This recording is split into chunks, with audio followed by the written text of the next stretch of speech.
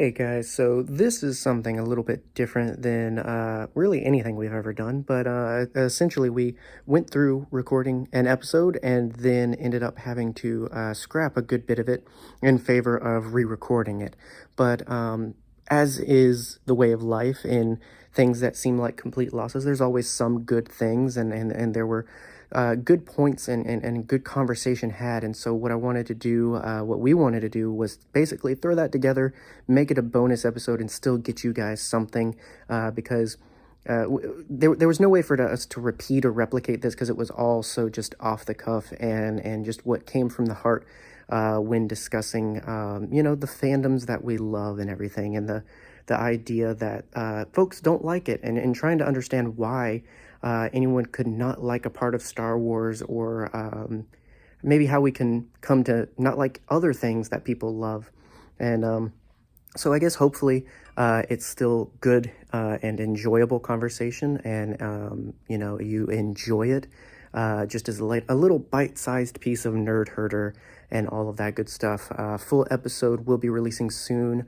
That deals with a little bit of what we talked about here, but like I said, not a repetition. Just because we're too cool to repeat the magic twice. So enjoy, and look in the comments or look in the description for links to all the important stuff to get the full episode when it comes out soon, and future episodes and all of that good stuff. So without further ado, enjoy. Yeah, we've been doing this for 3 years now. Well, not completely 3 years. August will be 3 years, but we're in our soon-to-be third year. And so, have we learned a lot? I don't No, know. no. Have we gotten better? I don't think so, I but think we've actually gotten stupider. right? It's because we get more followers and they encourage us more. Exactly. Um, but yeah, in doing this a while, we've done a lot of things. We are on to 80 something episodes of this. We've done, oh gosh, I don't remember how many episodes of Clone Wars. We did So all many. kinds of other things. I mean, we've been doing it for a while, so we've done a many a thing. And we're big believers that people progress and people change, and it's good to just uh, frisk yourself, to frisk your personality, to check who you are every now and then. Hmm. Um, and so, being lovers of Star Wars, the whole reason we do this podcast, and of course lovers of other things too that we've been able to thankfully introduce, but Yes. Star Wars in particular, it's one of those things where I think people should revisit and check in. Not that they need to change their opinion, but just to re-solidify their opinion, or maybe to change their opinion. Hmm.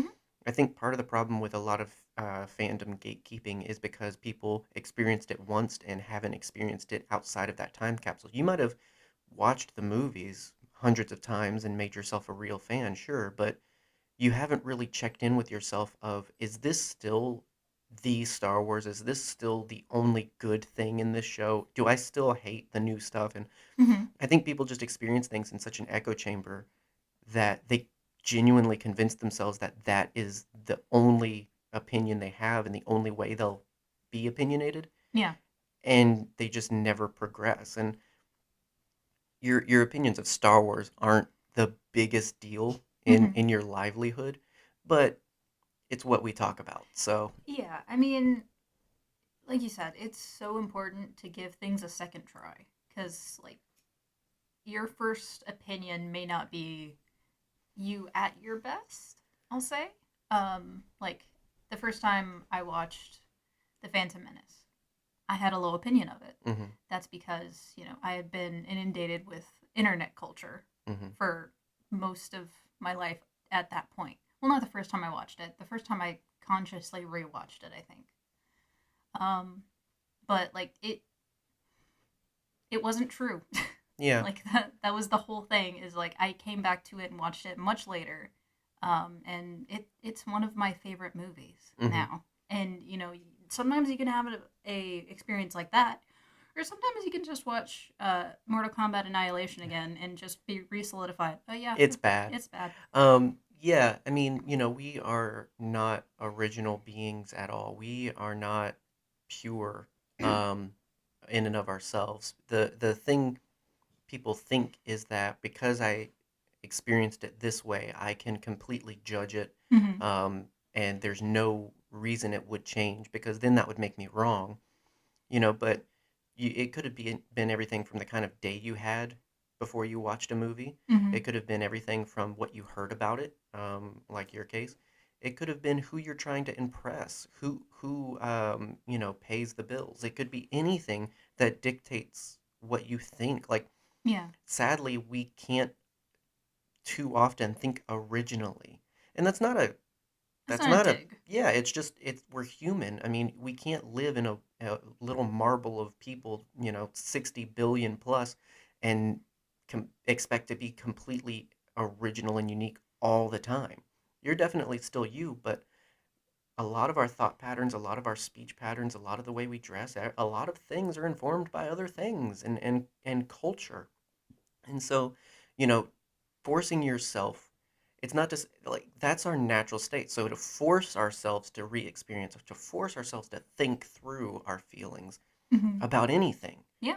film, pop culture, politics, religion, all of those things, we have to make ourselves think uniquely and independently about those things because otherwise we're just believing it because someone else believes it. We're believing it because mom and dad said so. We're believing it because it's what's popular right now. Mm-hmm. I mean, it just becomes lukewarm.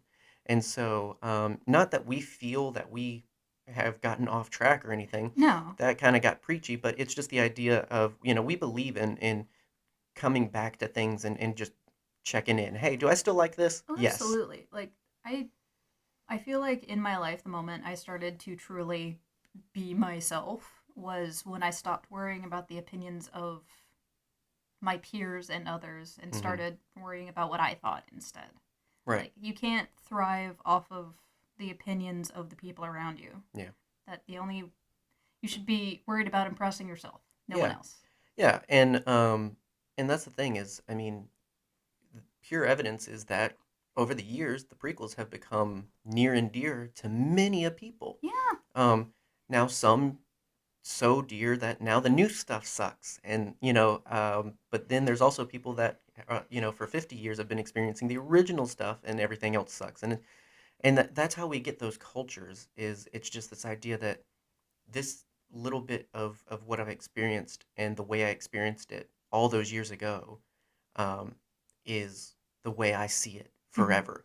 I think some people change when they have kids. I think some people change when they talk to other generations. I think all of those things can influence people. But overall, if anything, it's good to check in. Mm-hmm.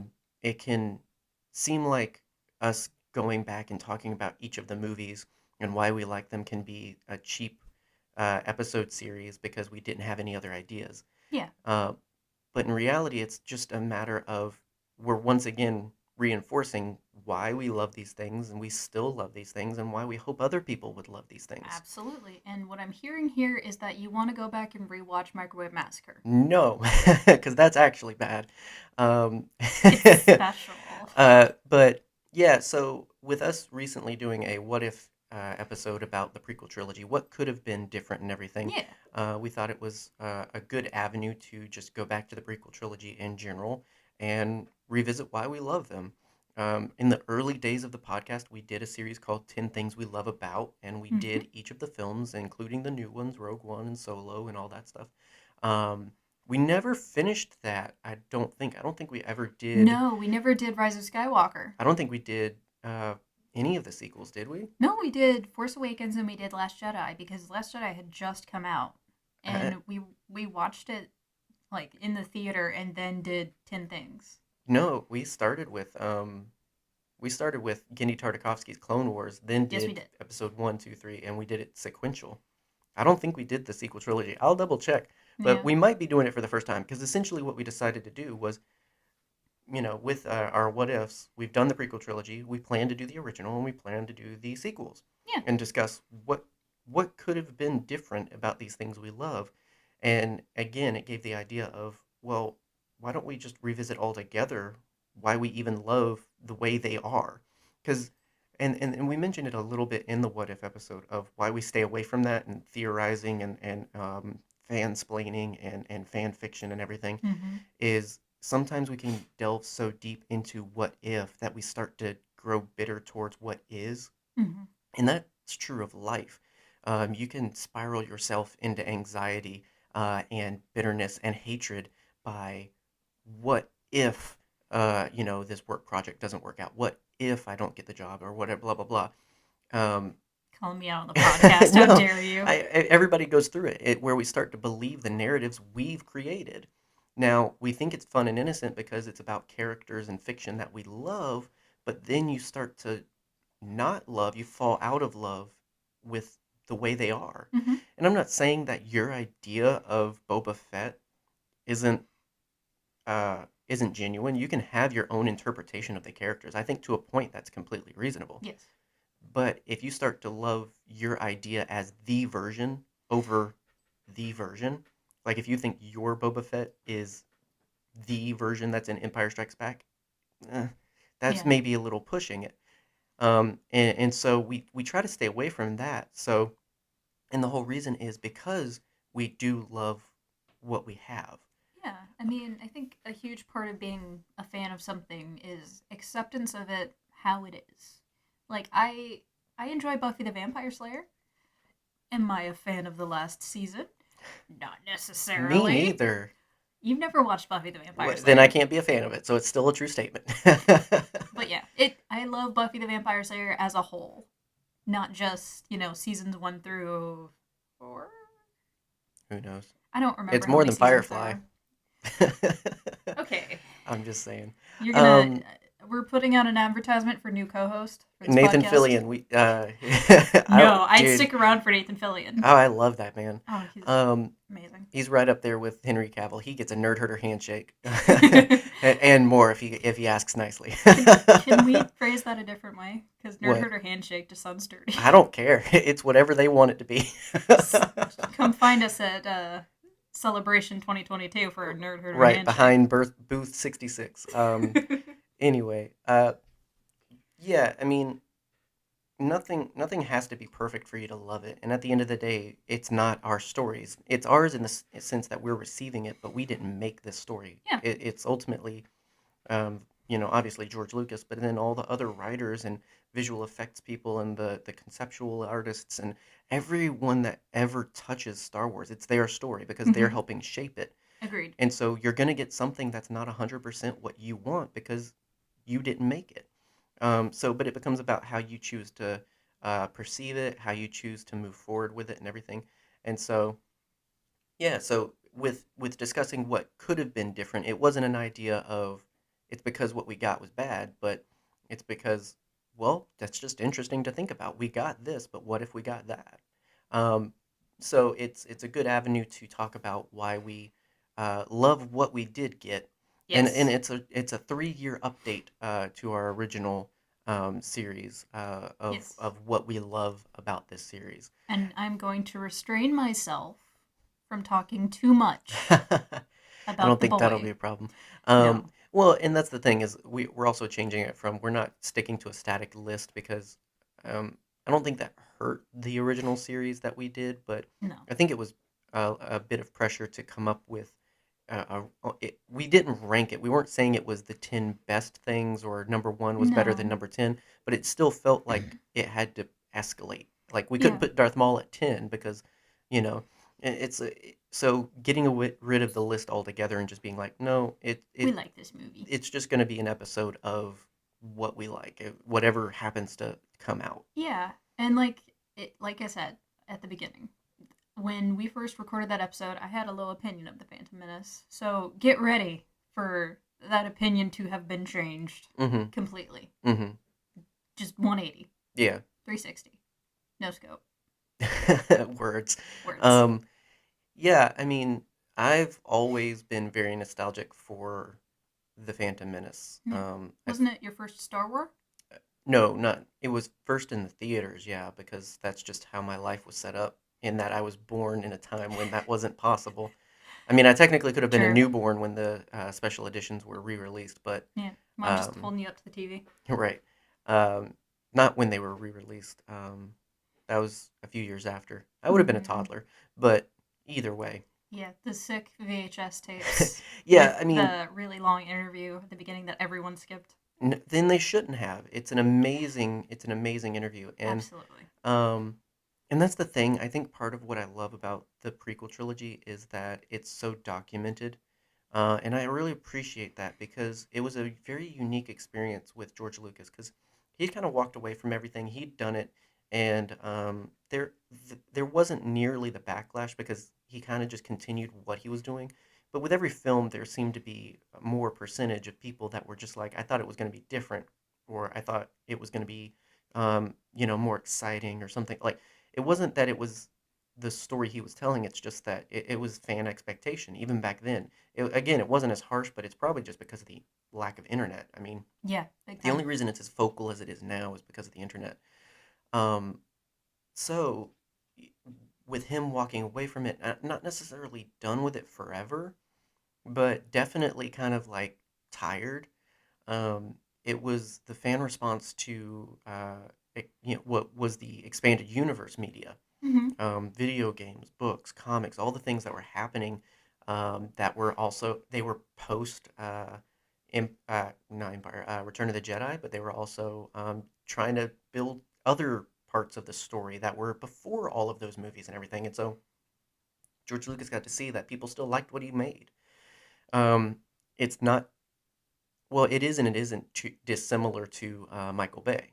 Hmm. Michael Bay was done with Transformers after the third one. Um, I believe it I'm, was the third one. I'm holding in the comments. I'm holding them in. I think it was the third one. Either way, he was clear he was done at one point, and I don't think anybody was very upset with that. But then he went to Universal with his kids, and he saw the line of people waiting to get into the ride. I think it was after the third one because that after the third one's when they added it to Universal, I believe. And if you don't know, there's a great little bit where you can actually meet like Optimus, Bumblebee, Megatron. It's cool people in stilts and costume. It's awesome, Yeah. and it's a cool ride, and people love it. So he got to see, oh, people like it. I can still make money. With George Yeah. Lucas, it was less about that. Like he was literally just frustrated that he had a story to tell, and it didn't seem like people cared. They just wanted to be entertained, and that's been a unique part of Star Wars forever. It is entertainment, but it's also a narrative. It's introspective. Yeah. It's meaningful. It's a space opera. It's a tragedy. Right. Like, It's not all about the lightsaber fights and the action. It's about the story. it's Space Hamlet. Right. So yeah, so that's what's interesting to get the documented opinions and feelings of him up front of what he thought about, both how he had to make the original, because the idea, I mean, to be a creator, you have to sell out in any way. It can be a little thing, it can be big things. It can be changing the color of one of your paints, it can be completely recasting a character. To create something, you have to have money, you have to have platform, you have to have marketing, Hmm. and you have to pay for that in some way. Sometimes it's money, sometimes it's creative choice. So n- everything we get is never going to 100% be what he wanted to do because he didn't completely 100% do it. And I know people throw out there that he funded things. Yes, he did, but he still had to go through. He didn't have his own personal theaters to, rent out around the country to film that. Like it still had to go out to other sources. Hmm. So all in all, to see him talk about how he was kind of reignited with a passion of like, oh, people care about Star Wars. That's what it was. Not that people will pay for Star Wars. People care about Star Wars. So that's what's so much more tragic about coming back to it and seeing what people thought of the prequel trilogy, this second chance coming of George Lucas of, wow, people love this thing. And then to see people hate this thing it is very tragic. And it's understandable why he'd walk away from it completely. And I don't think people get that. I don't think people to this day get the humanity behind the executive choices that happened to transition Star Wars to Disney. Yeah. They just care about re-experiencing the old things. Exactly like we were talking about. They want the way it was when George Lucas had it. Not because George Lucas was perfect, because those same people we could probably dig up old criticisms of. Yes. And you've been honest that you have criticisms of those previously. Hmm. But the thing is, you've remet and changed those Yes. versus other people that have just outright forgotten themselves, I guess, forgotten they hated these movies, but all of a sudden now because they don't like the new ones and because women are in charge and it's all of a sudden political because it's never been political. Yeah, it's not like Now there it's was a whole not. Senate Yeah, scene. now it's not good. Now it's not good. It was No, much better when George Lucas had it, and it's just like sure. That was a whole tirade, but like all that to say, it's fair. interviews with George Lucas, especially around the '90s, leading up to the prequels and everything like that, watch those. They Yes. like I'm not one of those like everything that comes out of his mouth is amazing and you have to listen to it. Um, but a lot of the times just seeing the man, I think, Yeah. we joke all the time, thank the maker and all this other stuff, but like just seeing him as a person who wanted to tell a story that people would like and be inspired by. Yeah. Um, and that's exactly how I feel watching the Phantom Menace. I'm that little kid he's talking about in the interview when he's talking about it was made for kids. It was made for kids that needed heroes and to be able to make the right choices and to know Hmm. that you can every day choose to be a hero or a villain in your story and other people's story. Like that was what I was receiving as a kid with my eyes glued to the television screen. And so that's why it's always been super nostalgic for me, particularly this because I loved Star Wars before this, but this opened a whole new world because Yeah. it wasn't just this little piece of media. It wasn't just this little bit of entertainment, but with the prequel trilogy, with The Phantom Menace, I started to see myself. I started to see and feel things. It wasn't just fun anymore, it was meaningful. Yeah. And that's only grown over the years. Not to say that the original trilogy hasn't become that, but it wasn't that way. And it's just because I was a kid. I mean, let's be honest. It was just because I was growing. And so when I came to that point, I was more mature enough to be able to be like, oh, I want to be a good person because of this. I don't want to just be fun.